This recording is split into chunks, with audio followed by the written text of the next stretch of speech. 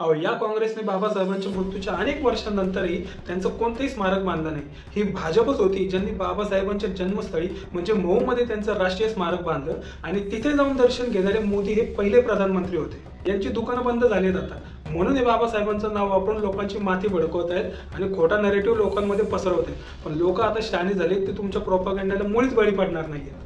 अरे ते अमित शाह बोलले काय, कोणत्या कॉन्टेक्स्टमध्ये आणि या काँग्रेसवाल्यांनी पुढे काय बोलले ते न दाखवता क्लिप कट करून लोकांना भडकवलं।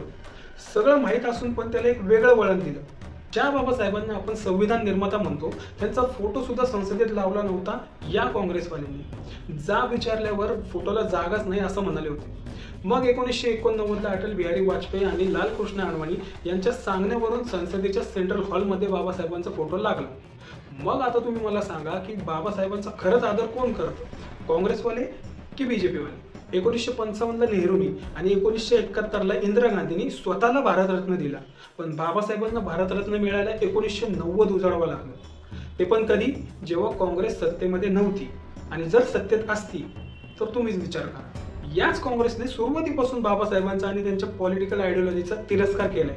मग आज यांना बाबासाहेबांचं नाव घेण्याचा तरी अधिकार आहे का?